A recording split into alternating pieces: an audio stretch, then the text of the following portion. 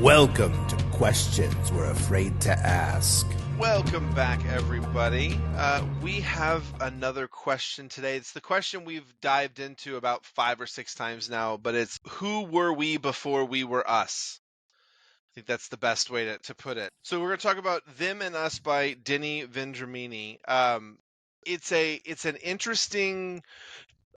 one point he calls it a meta theory. It's a one big theory with a whole bunch of little tiny things inside of it. But the general idea is that our understanding of who and what the Neanderthals are is wrong. They were cold adapted, most likely furry. They, snout noses and tucked in ears, and very, very different from what a normal human would be.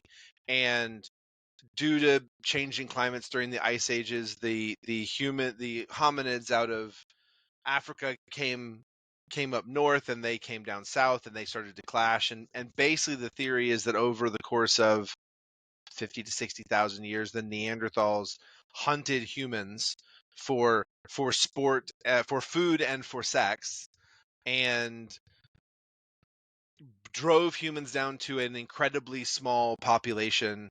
He says 40-50. I'm sure it's probably closer to 1,000, but the breeding numbers get a little weird and stuff. But brings it down real low, and then that causes the Homo sapiens to become more intelligent, to become more resourceful, and they also start to breed out the Neanderthal-like added things. So they drop their hair, and they change their body shape, and a lot of that. And then the other piece to it is he also talks about essentially genetic memory, and that the reason we're all scared of the monster in the dark is that because for 60,000 years the monster in the dark was this giant Neanderthal ape that would eat you, and so that we have imprinted that on our non-coding DNA, or the junk DNA, and that sort of carries along with us. And that and then at the very end, he sort of the book, he dives into the ideas of like all of our hero myths are due to these stories of men who go off to rescue a damsel, and men who go off to slay a dragon, and that's sort of where all that builds from initially. So all right, it's interesting because a lot of the theories coincide with other things that we think we know, right? And I only say that because we're constantly learning, right? It's one of the things you'll see in all our podcasts. We're always questioning what we already know. Is like the shift from Homo sapien to Homo sapien sapien, right? Which is kind of hard to wrap your brain around because the skeletons are the same, right? But I think you said he brings back the Cro-Magnon phrase. Yeah, he sort of reintroduces the idea of Cro-Magnon as an in-between space between Homo sapien and Homo sapien sapien, just more as a idea. But it also ties in with like the increased like brain activity, maybe the invention of the addle or the bow, or the ranged weapons really coming into modern humans, as opposed to the handheld weapons that all of the hominids had used up to that point, that kind of thing. Us going to caves, right, and slinking away and having to hide and having to adapt, and all of that forced change kind of ties into it. And there's a lot of other like geological things that happen around the same time where some of this stuff happens too. So it's fascinating. The information in there is fascinating. But one of the things I like about it is we've kind of got this image now of like, so my first knowledge of Neanderthal growing up in school, caveman, in fact, Captain Caveman. I don't know if you remember the cartoon, but the super hairy Hanna-Barbera 60s Captain Caveman with the club, super dumb Neanderthal with the big brow ridges, and they really couldn't do anything. Didn't really have speech. The Quest for Fire is a movie that kind of deals with that a little bit, and it was one of Ron Perlman's like first like heavy makeup movies. If you've never seen it, it kind of deals with that whole like Neanderthal thing, and then it developed over the years into this more they're not really that different than us. Especially, that seems like that took on about the time we realized, oh, hey, we've still got some of that Neanderthal DNA in us, right? Not When we, much. but it's there. The fact that it's there is like, well, maybe they were a lot more like us than we thought. And we talk about interbreeding and all that stuff as like a very consensual thing, right? Where we don't really know what mating habits were like back then anyway, right? Regardless of Neanderthal or not Neanderthal or whatever. There's that old image of, grab the woman by the hair and drag her back to the cave kind of thing. Maybe that's where that comes from, right? Um, but this is just another take on that. And I think it's important to remember that these are theories. We don't know. We don't have a time machine. Can't go back and look. And I think it's good to look at other theories because this book points out a lot of stuff that I hadn't really thought about when it comes to just the physical capabilities potentially of the Neanderthal. And again, we don't have a frozen body, right? I'd Yeah. love if we could find like Utsi the Iceman Neanderthal in the permafrost, right? Like Right. we're finding mammoths and some of that stuff, but we haven't. All we have is skeletal remains at this point. So talking about things that he talks about, one of the most interesting points that I took from this was that he was talking about looking at the hominid, the Homo sapien and the apes and all that, and saying that, if we look at all the apes, we're very different in the way that we behave, significantly different than any other ape. He talks about things like the public sex that is not a problem in those ape things, and he talks about, I can't even remember, there's a bunch of different things, but that and we don't have hair the same way. There's a lot of things that are different. And so when he talking about how the Neanderthal looked, the word he uses, we've anthropomorphized the Neanderthal. And really what we should be doing is sort of approaching it from like, we're the exception.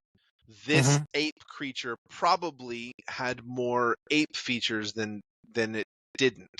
And so a couple things that he mentions are, the big eyes, they were there. I forget exactly where he got the information from, but there's a way they would determine that they were most likely nocturnal.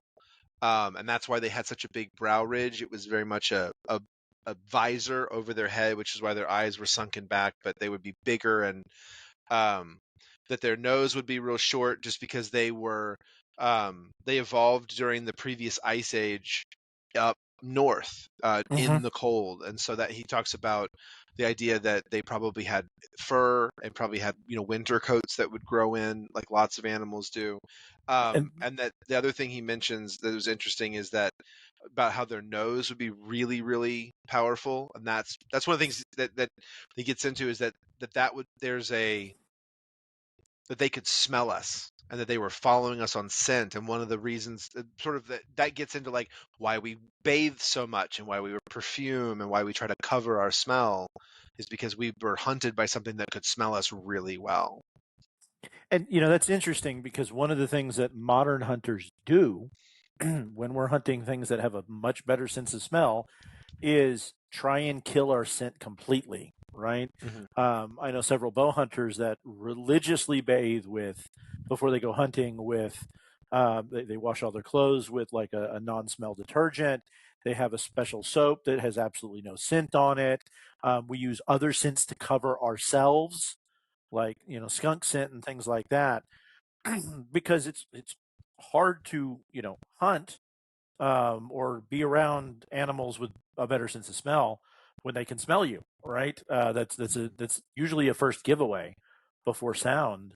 But it's you talk about the hair, and I remember reading many years ago where the modern human body, has the same number of hair follicles on it as a chimpanzee. It just doesn't fully grow in. But we do have some very rare examples, and I don't remember the condition. But I was just watching an episode of like Ancient Aliens or something the other day, and they had a circus performer. The dog-faced boy. Like the dog-faced boy. Yeah. Literally, he looks like a chimpanzee. The hair has grown out fully, and it's in our DNA for that to happen.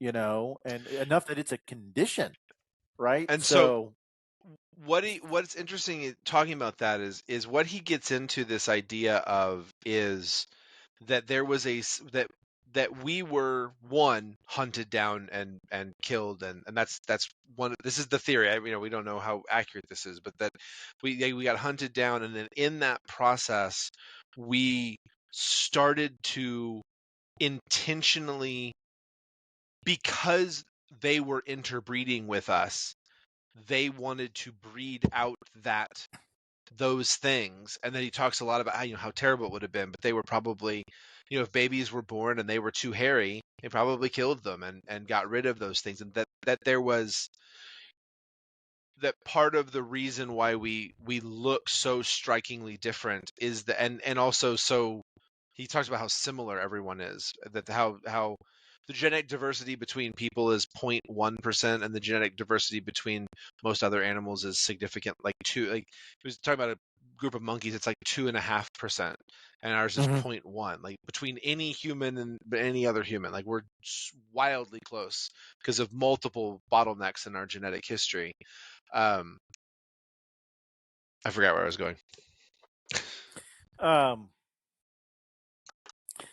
Well, and there's other things. Is if there's something scary coming for you, because I remember it talking about if there's something scary coming for you, one of the traits that women may look for in early society is men who don't look like that.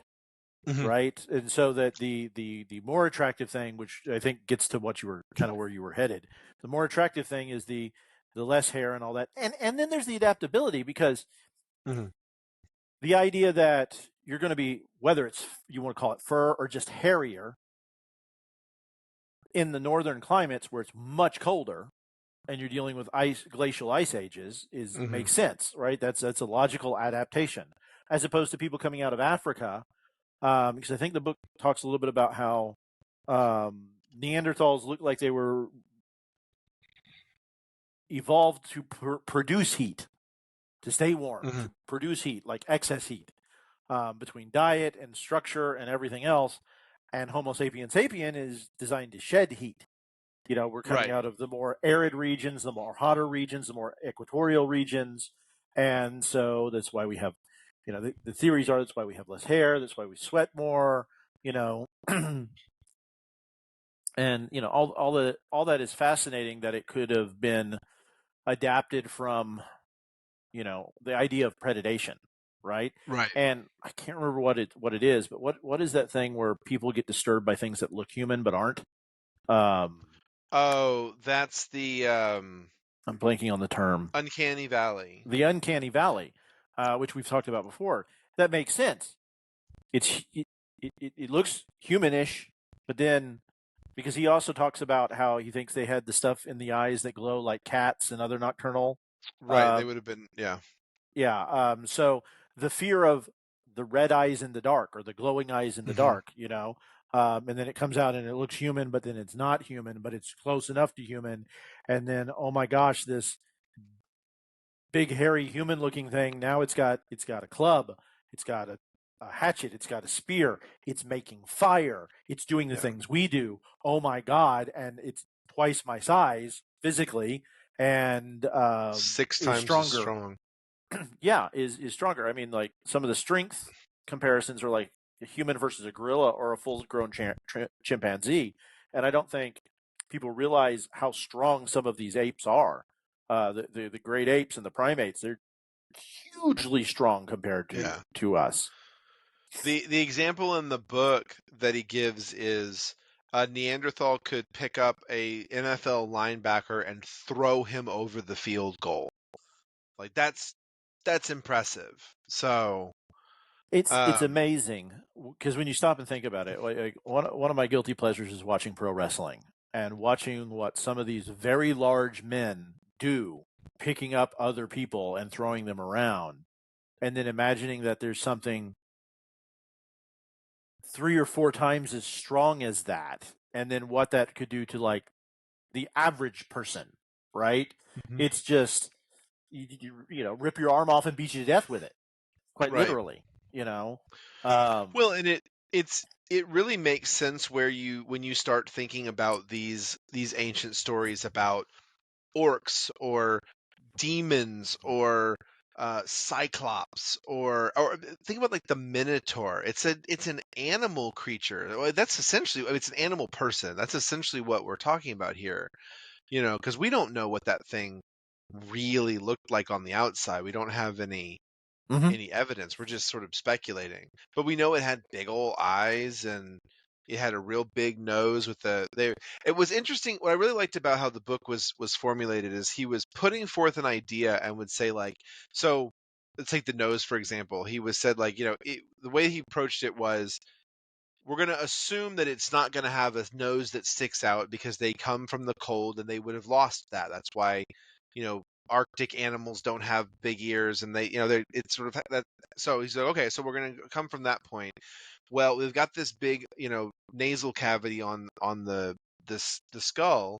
And so he says, if we saw, that it had a bigger nose and it would need this, then, according to this paper, we would need to see, larger cavity inside, which is exactly what we see. And that was, what was disappointing is there's a million references in that book. I think he said there's something like 800 references, but the link is the references aren't in the book. They were on a website, and the website is dead.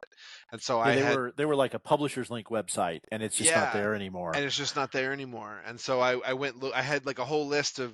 I was like, I want to read some books and look into some papers, and a bunch of them I couldn't find. So I'm going to generalize a little bit here, but it makes sense because when you look at like pictures of native Inuit peoples, people who live in the Arctic, they tend to be much more like flat-faced, small button nose, a little bit wider. A little bit smaller ears, and now granted, I'm being overly general here. I'm not saying everybody looks like that. However, we do see trends based on like where peoples are from long term. Like we see, and again, I know you mentioned we don't really have a whole lot of genetic variation, but there is still a lot of structural variation. Like lots of peoples look very different than each other, right? That's Darwinian evolution where we're changing based on the environment and stuff. But if you have thousands of years of that, it makes even more sense. Yeah, something that he mentioned, I was going back through my notes here. He's talking about the idea of macroevolutions, because microevolutions is what you're talking about. Things like your nose people who live in colder climates, noses getting shorter, and that's the same thing that happens with skin color. People who live in sunny climates, that he mentions that one as well. I'm going to sideline myself. That the reason that we grew dark skin normally, it was something like he was saying the idea would be that normally you would just have hair to cover over, and the reason that we had to generate so much more melanin was because we didn't have the fur anymore, and that was part of why skin colors became so wide. It was because normally you would just have fur, and that would change, and the skin underneath the melanin wouldn't have to change. But what he's getting at is he said macroevolutions emerge only in response to extreme, concerted, and prolonged evolutionary circumstances. And it took me a minute to realize what that means. And I think what he's saying is it's not like the X-Men where like somebody's born and they just have superpowers. It's and I mean, when I say superpowers, I mean like now they're smart enough to make a bow and arrow. Like there's gotta be, if you're looking for a change through this sort of environmental changes and stuff, there has to be something huge and prolonged for those changes to happen. The climate changes and all the animals get smaller because there's less oxygen. Like that takes a long time to happen still. And so if we're looking at the Homo sapien species, what sort of crazy extreme pressures, conditions were put on us to make us have to be this smart and to look so different from how we used to look before. Well, I think there's a combination of the pressures and a combination of some of the people who survived were lucky, but most of the people who survived were good, skillful, intuitive, creative. I mean, just in the ability to hide, or to get away, or to scrounge food, or to figure out a better way to get food. Or, okay, to make that logic leap of if I get close enough to reach it, I'm dead. So now I have to figure out a way to hurt it From a beyond reach. distance. So how can I make this spear go further than I can throw it? Right? Because or even just I'm not strong enough to throw this through their skin, because he mentions that their skin would probably have been much thicker, more of a hide. So maybe we just weren't strong. We needed more power. And that leads to we everybody talks about the invention of the bow, but we forget the atlatl, that first lever, right? That first, well, I can use this stick to move something. Well, can I make the stick make the spear move faster? And I've read up on it. I've watched a bunch of stuff, and it's amazing the penetration you can get with an atlatl. It's amazing the distance you can get with the atlatl and the accuracy you can get with the atlatl just out of very primitive stuff. And it's a lot easier to make than a bow. Significantly easier to make than a bow and arrow. Nowhere near as efficient, but if you've got 40 people, the other nice thing about the atlatl is it doesn't really take a lot of strength per se, right? Compared to drawing a bow back, right? So a woman with an atlatl is just as deadly, almost, as a man with one, because you're still getting most of it out of the leverage, and the action and the motion, as opposed to having to pull back that kinetic potential in a bow when you pull it back and stretch it back out. It's the physical actions. In a way, an atlatl is a lot more like a gun than a bow is like a gun. It's a tool that's easier to use. Well, talking about saying the atlatl like a gun,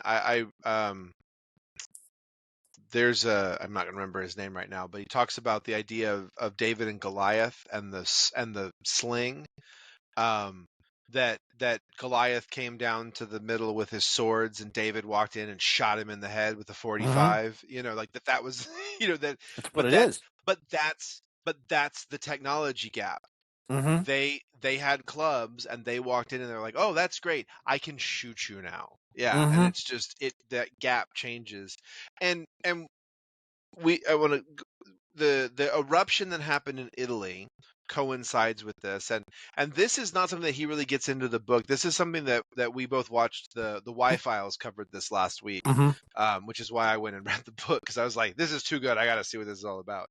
But he gets into on the Y-Files about the idea that the Toba eruption, which I think we know more about now maybe than when he wrote this book, because he sort of mentions climate change but doesn't really dive into it a ton. Yeah, the book was 2014 or something like that when it came out. Yeah.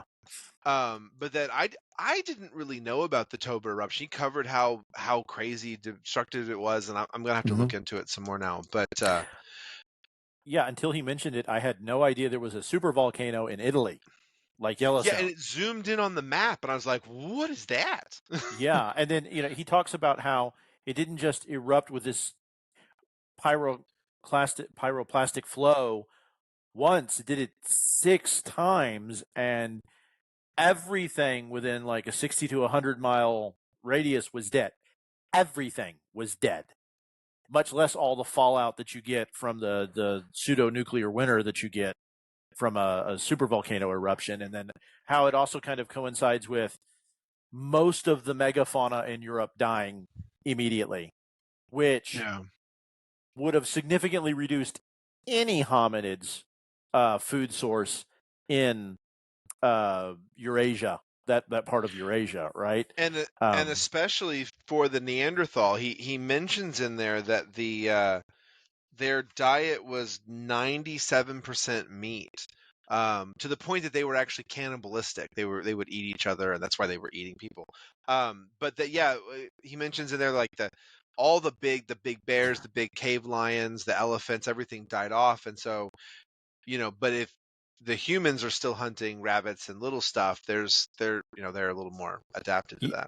You mentioned that we think they're or he thinks that they're cannibalistic and that they would eat each other, and I immediately flash back to, because this is all very Lord of the Rings, that scene in the Two Towers where one of the goblins tries to kill Merry and Pippin, and he kills the goblin and meat's back on the It's menu, back on the menu. boys. And they rip into it. It's They just eat him. like it's so, in a way, the Lord of the Rings is It's this story. true. It's this Like, story told yeah. in fairy tale form, because we have little people, we have small strong people, we have big scary orc people, we have fine elvish people, we have the humans, and really what gets me is the Lord of the Rings even says that the orc came from a corruption of the elf. So it's almost talking about like the whole hominid evolution as it was. They don't really get into it in the movie a lot, but it's in the books, right? Mm-hmm. Is that, the dark powers corrupted the elves, and then the orcs came, and then we have the Uruk-hai, which are even bigger, nastier orcs, and that's it's so, those stories are so ingrained in us. Yeah. And I'm a big proponent of genetic memory. There's got to be something that junk DNA is doing in there, and I think there's people who are naturally skilled with things that we shouldn't be, that haven't ever been exposed to it. I don't know if you've ever walked to the Renaissance Festival or something like that, and you've seen somebody pick up one of the spears and throw one and hit dead center, and like, I've never held one of these things in my life. It's like, some I did people are just that. naturally gifted. I did that. My dad and I both did that. When I turned, was it 16? I guess when I was 16, my dad was like, "What do you want to do?" And I was like, "I want to shoot a gun." I'd never shot a gun before. It was, and so my dad hadn't either. It wasn't something so he had a friend at work who had a pistol, took us out to the range. My dad picked up the gun, put three right in the middle, and was like, "Oh, I guess I'm done with that now." And just sort of, he was, and then I did the same thing, and I didn't do as well as he did, but I was just like, "Oh, this is very natural. This doesn't feel hard or complicated." And but I've also, bow and arrow comes pretty easy to me. Those things have not been.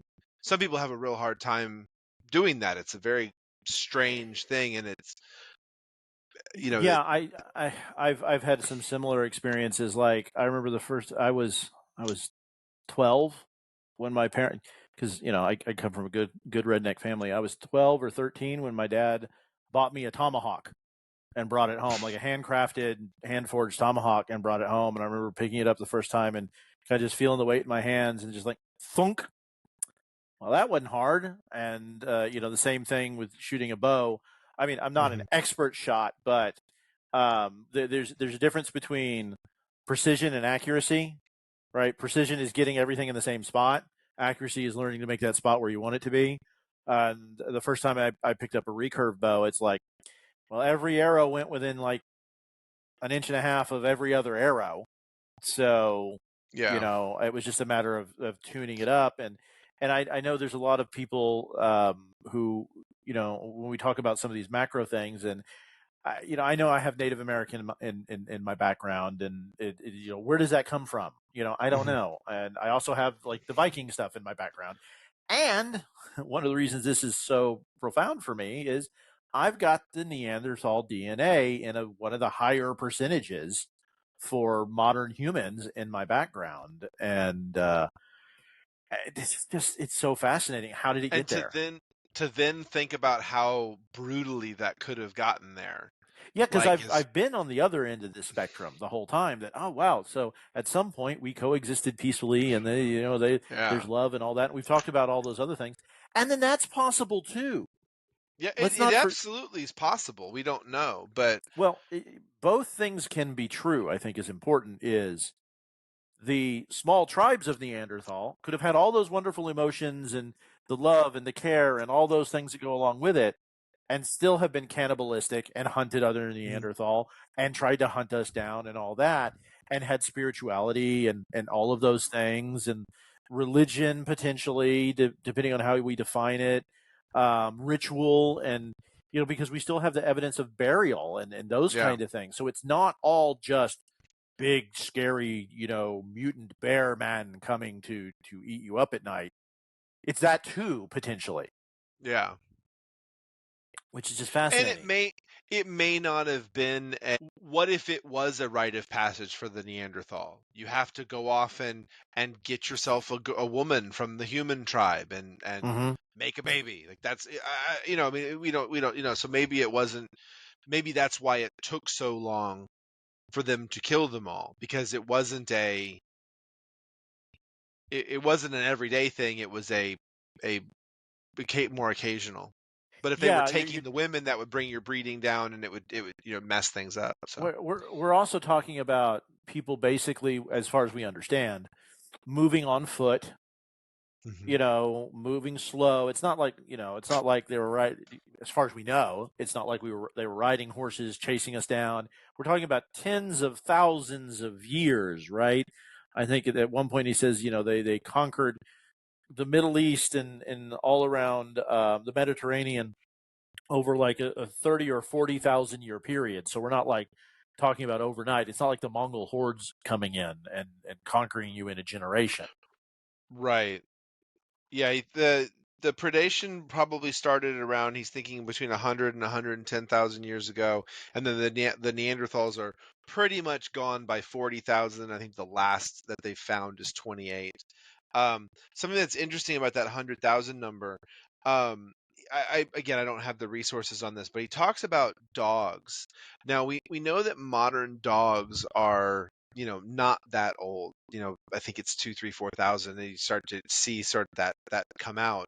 But what he looked into was some early uh, changes in wolves, and you start to see changes in wolves about 100 to 110,000 years ago.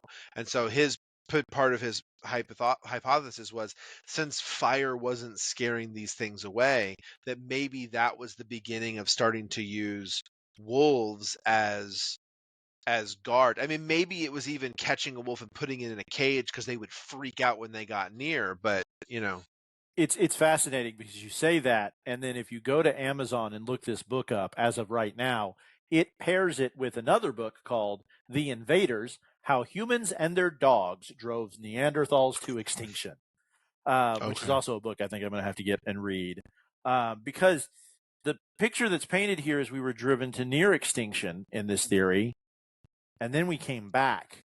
And not only yeah, did we come back to defend ourselves, we decided, like humanity does, this is a threat. We need to wipe it off the planet. yeah. Well, and so I don't know if this is his term or if it comes from somewhere else, but it's called a team. It's called a trauma encoded emotional memory. TEEM. And so he talks a lot about teams in this and the idea of how these things get formed. And so, it's again, the team is afraid of the thing in the dark. The reason we're afraid of the thing in the dark is because we were afraid of the thing in the dark for 50,000 years, and we encoded that fear.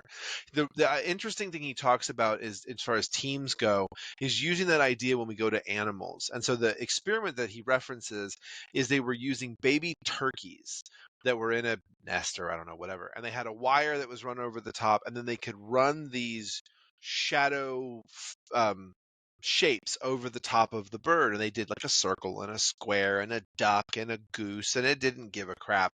And then they put the hawk thing over, and it freaked out and ran away. Well, how did it know that? And so that's where they're coming from.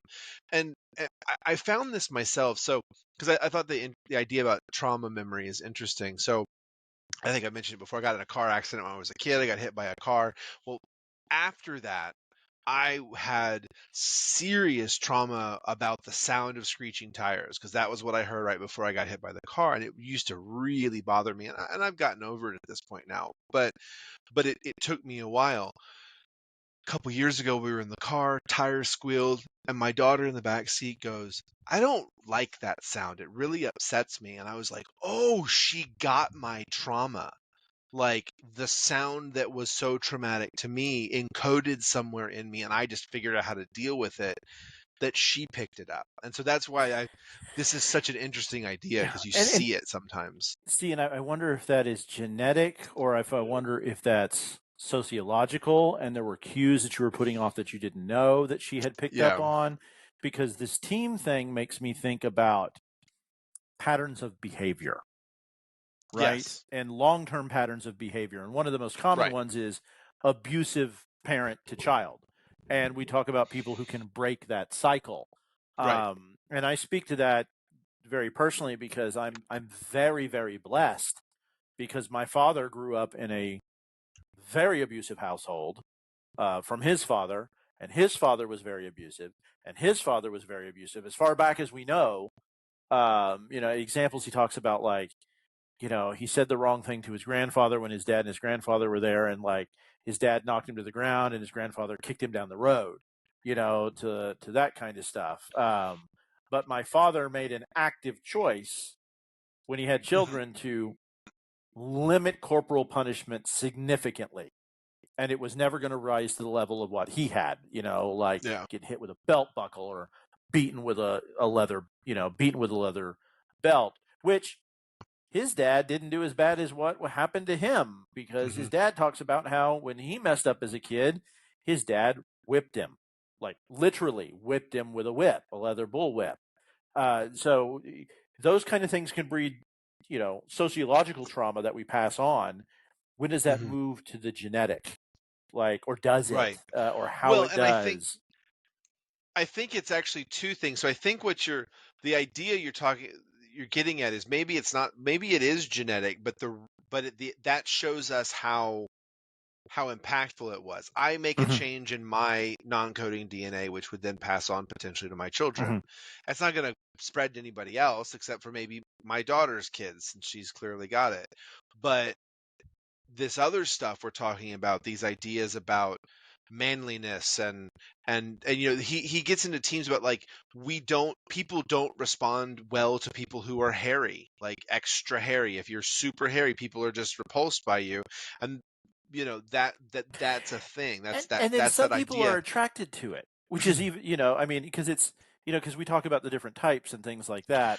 No, I mean, Um, like, exceedingly, like, oh, dog-faced boy okay, hairy, I like, misunderstood. yeah. I was thinking like, big Russian men, or That's how did still Kim Kardashian reasonably put it? not hairy. Yeah. I was gonna say, how did Kim Kardashian put it one time? She's like, she's just a hairy Armenian woman or whatever, which was just kind of funny when she was talking about her background and like all the stuff that she Hmm. had to do to make herself look the way that she looks. Um, but and then what's genetic and what's sociological that might eventually become genetic? Because like, I don't think you've had enough trauma.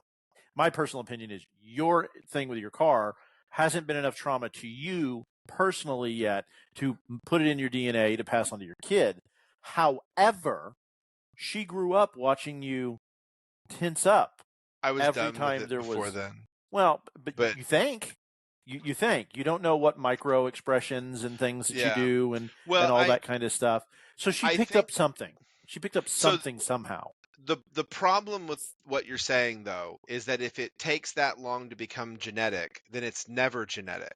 It's either got to be the trauma either has to induce a change right then in your genetic coding, or it's not genetic. It can't be something that takes 4 generations to become genetic. That doesn't make any sense. But it can if it keeps happening generation after generation after But generation after only, generation.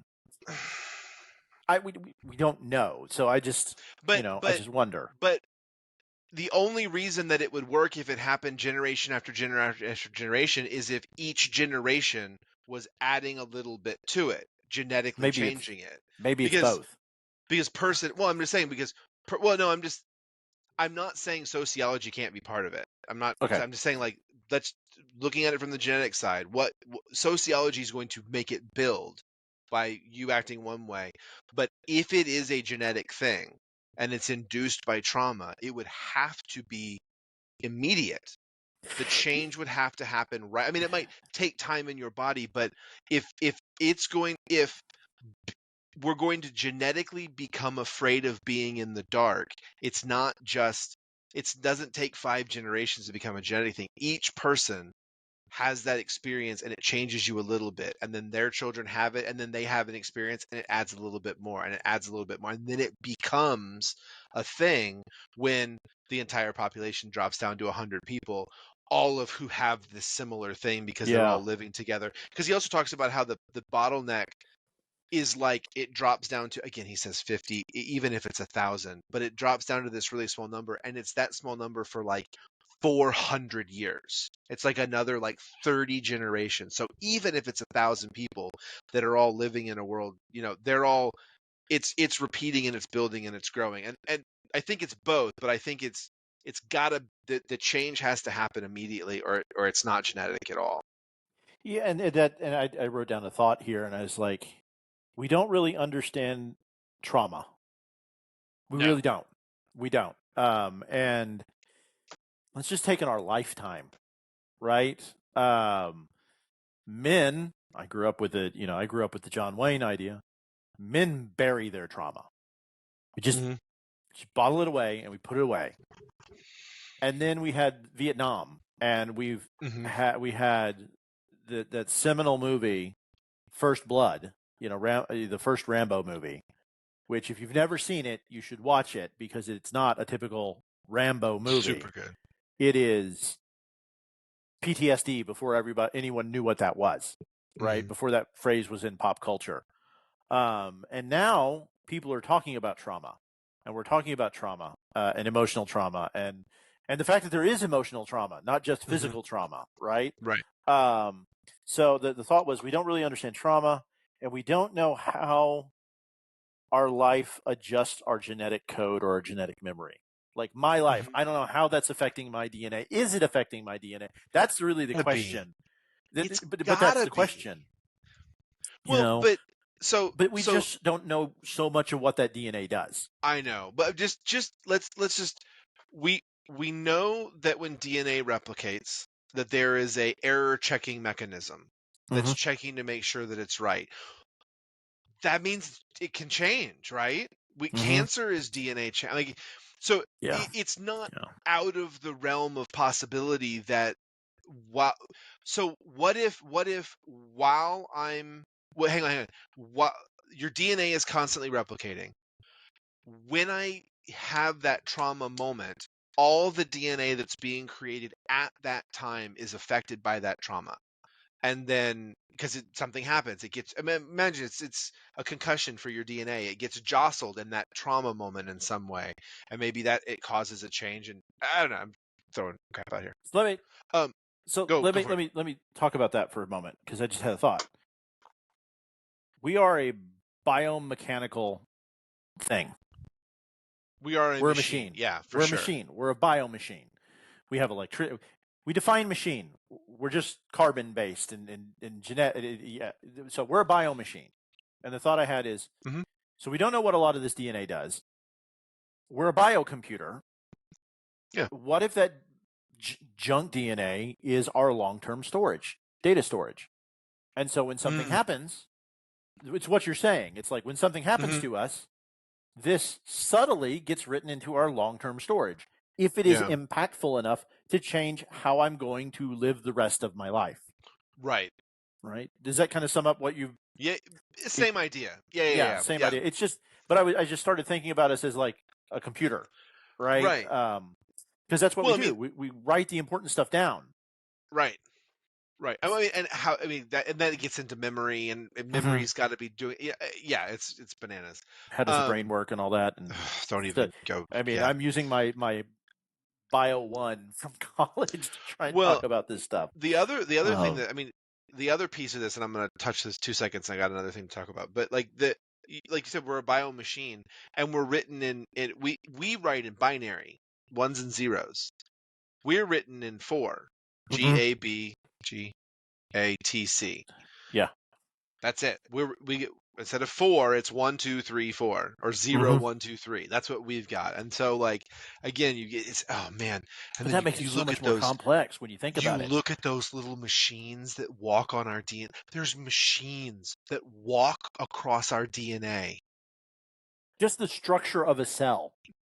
The structure of a cell is fascinating when you stop and really think about. We have this little storage device. We have the brain. We have the thing that untangles it, takes it out, makes it do other things, and then this cell can potentially then redo itself to do something else, because we all start from one cell, right? We don't start from heart. We don't start from muscle tissue. We start from one cell, and then The machine makes it make all the other parts.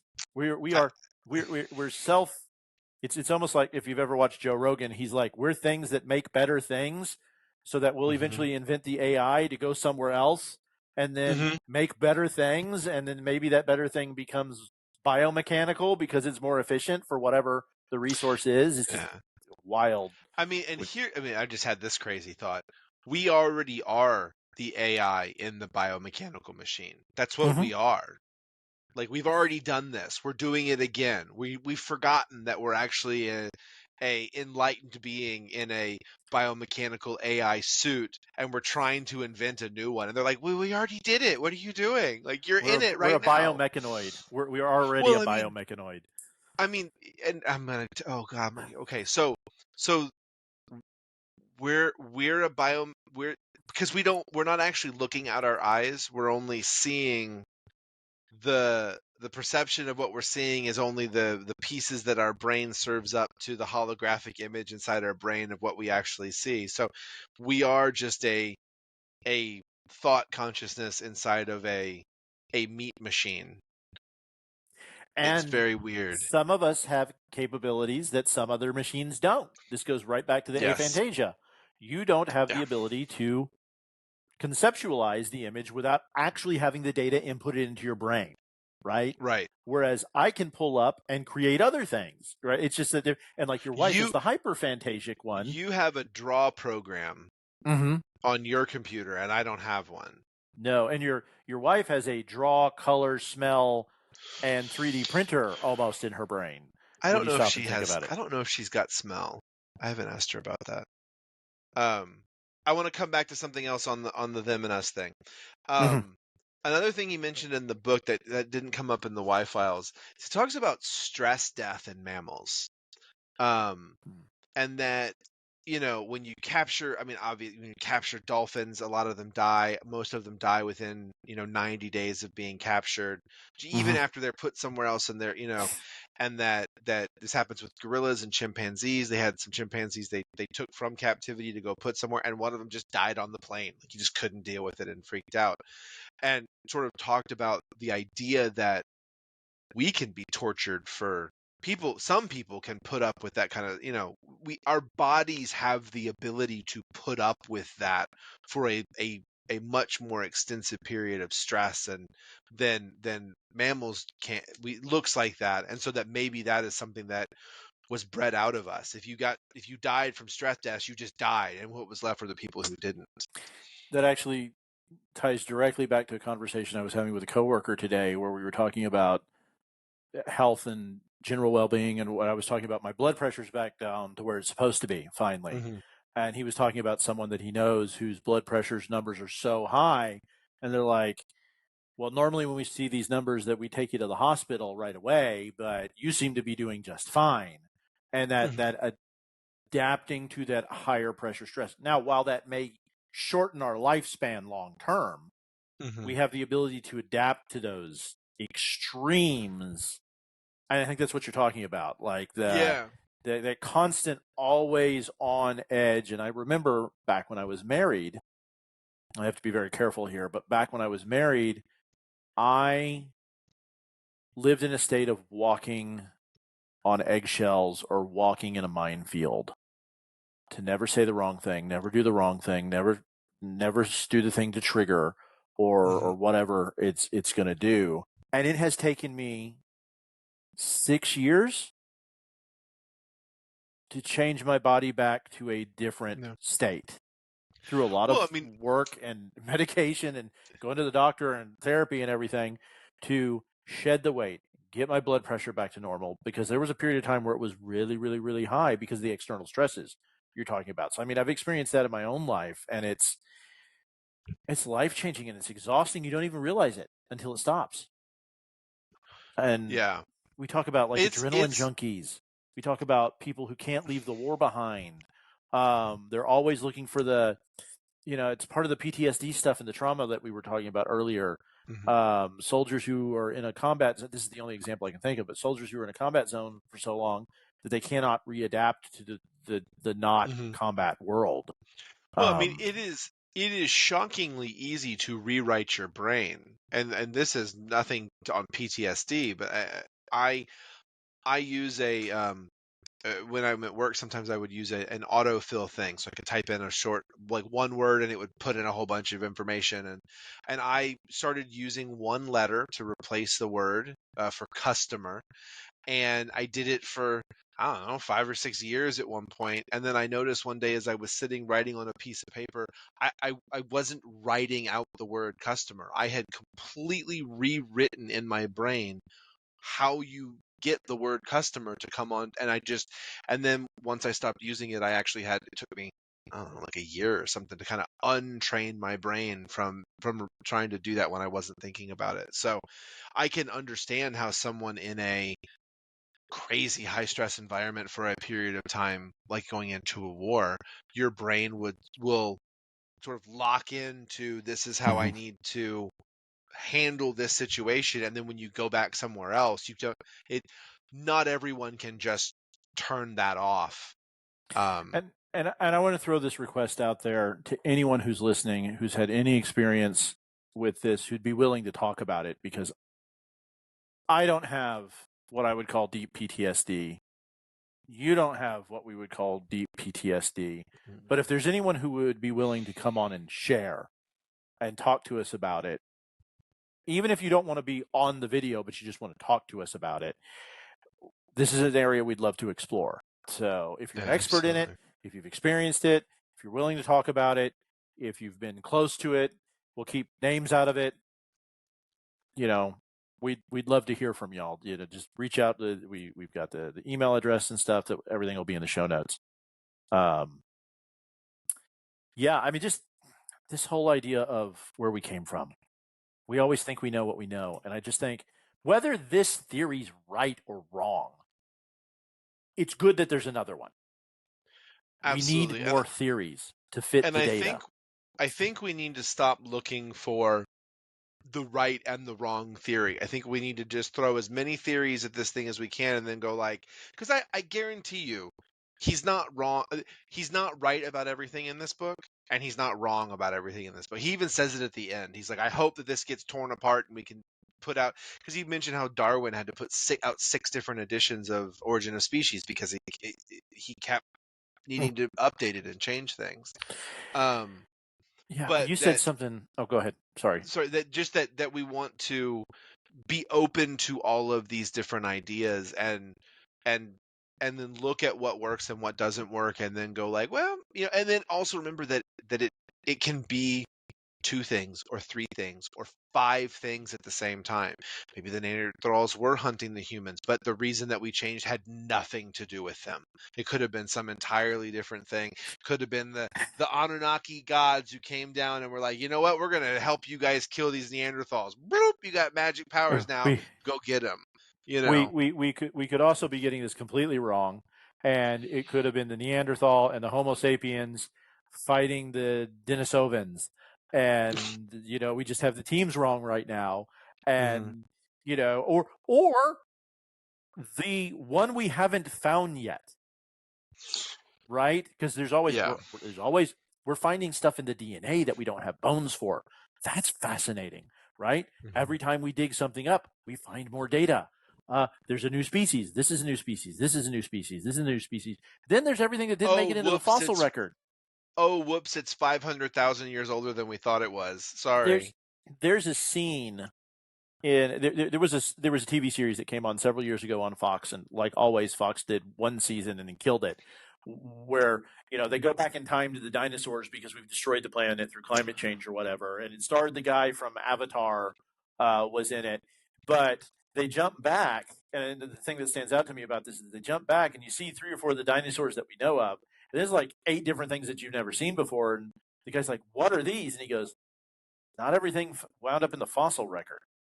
Yeah, and it's called Terra Nova. Terra Nova, yeah, it's great. It's 1 season. It's awesome. Like Fox, horrible cliffhanger, but watch it. Find it, watch it. It's up there with Firefly as far as like good 1 season shows. Nice. Or I know the Briscoe BBC. BBC had one called Primeval for a while that was That was a little something weird. That one had to do about with like time dinosaurs, I travel and thought. stuff popping up different Yeah. places. And I watched Oh, the okay. first couple of seasons of that, and then it just got weird. Not Um, bad, just weird. yeah, I think that's a good place to stop it. So we'll go ahead and thank you for joining us.